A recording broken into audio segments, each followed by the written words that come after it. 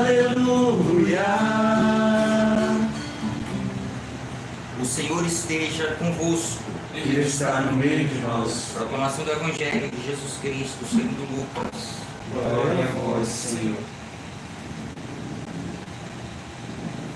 Nos dias de Herodes, rei da Judéia, vivia um sacerdote chamado Zacarias, do grupo de Abia. Sua esposa era descendente de Arão e chamava-se Isabel. Ambos eram justos diante de Deus e obedeciam fielmente a todos os mandamentos e ordens do Senhor. Não tinham filhos, porque Isabel era estéril, e os dois já eram de idade avançada.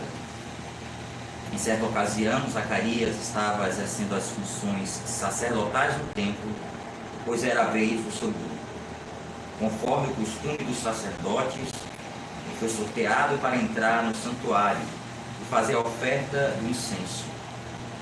Toda a assembleia do povo estava do lado de fora rezando, enquanto o incenso estava sendo oferecido.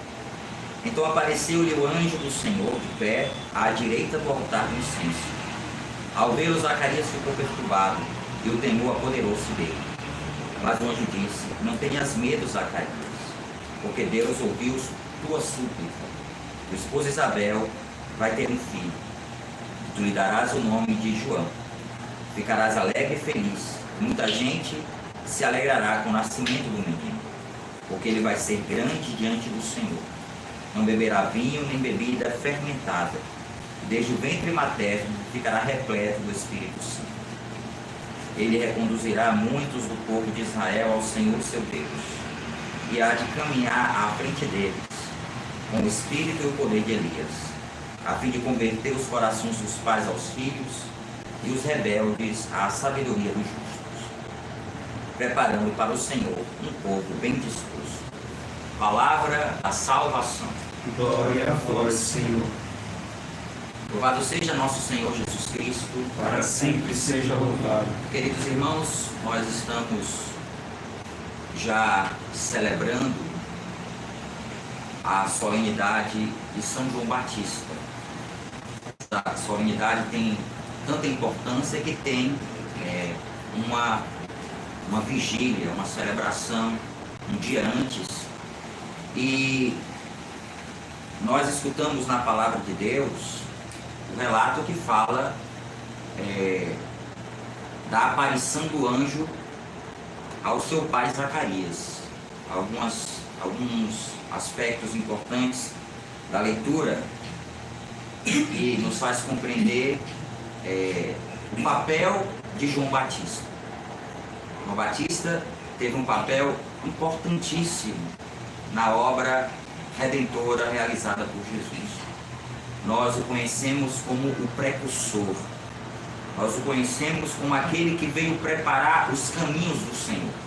Aquele que veio preparar o povo, como nós acabamos de escutar no Evangelho, preparar para o Senhor um povo bem disposto. E ele cumpriu a sua missão vivendo de modo muito concreto o esvaziamento de si. Mas o relato de hoje, antes de a gente entrar nesse aspecto da vida de João Batista, eu queria aqui citar um pouco alguns aspectos do texto. O texto fala da justiça dos seus pais. Os seus pais eram homens justos, eram um homem e uma mulher tementes a Deus, cumpriam a lei de Deus. Isso aqui é um aspecto muito importante. Estamos diante de um homem e uma mulher, um casal que vivia a fidelidade à lei de Deus. Estamos falando de qualquer casal. Então a passagem mostra que eles eram justos. Porém, apesar da justiça, da santidade, da fidelidade desse casal, Isabel, durante a sua vida, a sua juventude, não teve a graça, como era muito comum e como era um sinal da bênção de Deus para o povo judeu, o nascimento dos filhos, né, a quantidade de filhos sinaliza a bênção de Deus. E aqui, fazendo um parêntese, de fato isso é verdade. É uma grande bênção de Deus, os numerosos filhos. Fechando o parêntese e continuando a reflexão do Evangelho, eles não tinham filhos. E evidentemente que isso não estava ligado a uma maldição, porque se pensava que o fato da mulher ser estéril estava ligado justamente a uma maldição. A mulher não poder ter filhos era como se fosse uma maldição. Mas no caso de Isabel, a gente percebe que é uma mulher fiel, uma mulher comprometida com a lei de Deus, uma família, um casal abençoado por Deus. E que, por contingências da vida, ou melhor, por um projeto de Deus que estava além do seu projeto pessoal, porque muitas vezes a gente faz projetos pessoais. Então, interessante que a gente poderia aqui falar como às vezes a gente também vê o filho como um produto, como algo que a gente pode adquirir. Não é bem assim. Um filho não é um produto. Então, aquele casal era um casal que, por um projeto divino, porque Deus tinha um projeto para a vida deles, na percepção deles, certamente eles não compreendiam, como muitas vezes nós não compreendemos os mistérios de Deus. Isabel certamente não compreendia o fato dela não poder ser mãe, porque toda mulher tem dentro de si, traz dentro de si esse anseio pela maternidade, isso é o mais comum de existir, e principalmente as mulheres que pertenciam ao judaísmo, mulheres que compreendiam o valor da vida, o valor dos filhos em uma família. E certamente isso era algo que ela trazia como uma tristeza no seu coração, não poder ser mãe, não dar uma descendência ao seu esposo, como da mesma forma o seu esposo não ter um filho. Porém, qual era o projeto de Deus? Não somente dar um filho, ou dar diversos filhos, mas dar a Isabel e a Zacarias o maior de todos os profetas. O homem que exerceu a profecia como nenhum outro no Antigo Testamento, nem no Novo Testamento. Um homem que viveu de modo muito concreto a missão de preparar os caminhos de Deus. Portanto, essa criança era uma criança muito especial, a ponto do anjo descrever no Evangelho o que significaria esta criança, qual a sua missão no mundo, a sua missão, a gente poderia dizer, sua missão pessoal. E o anjo diz para o seu pai Zacarias: não beberá vinho nem bebida fermentada, e desde o ventre materno ficará repleto do Espírito Santo.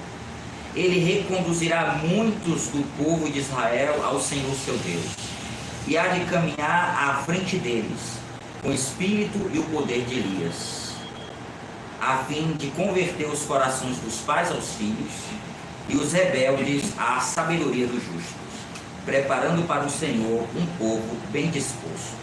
Então, o anjo revela para Zacarias a grandeza da missão do seu filho João. E aqui a gente consegue compreender como os planos de Deus não são os nossos planos, como os projetos de Deus não são os nossos projetos. O pensamento de Deus é muito diferente dos nossos pensamentos. Os caminhos que muitas vezes escolhemos é diferente dos caminhos de Deus. Então, não estava no projeto daquele casal ter um filho naquela idade. Certamente estava no projeto daquele casal ter muitos filhos, como uma família judaica, uma família de uma cultura que valoriza, os filhos, que percebem como bênção de Deus os filhos. aquela família tinha esse projeto, esse plano, mas Deus quis dar um filho e dar um filho especial. O projeto de Deus vai além dos nossos projetos humanos.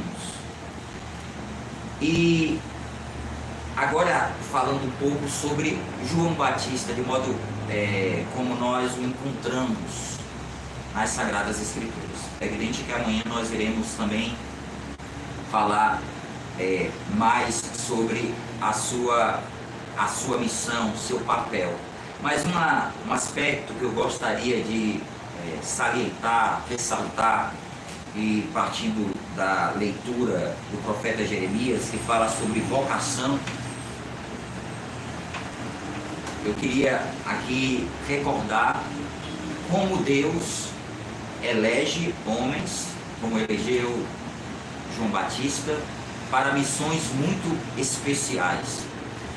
João Batista, nós bem sabemos, e as Sagradas Escrituras nos faz compreender, era um homem de um coração profundamente esponsal.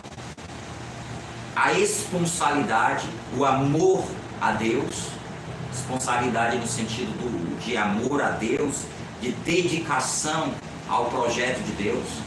João Batista viveu de modo muito concreto esse desprender-se em favor da vontade de Deus. E este é um grande sinal de esponsalidade no coração de uma pessoa. Nós compreendemos que uma determinada pessoa, ela de fato ama a Deus acima de todas as coisas, quando é priorizado na sua vida a vontade de Deus. Na vida de João Batista, a prioridade sempre foi a vontade de Deus. E ele recebeu uma graça especial, que também o Evangelho de hoje nos diz. Ele foi santificado no ventre da sua mãe.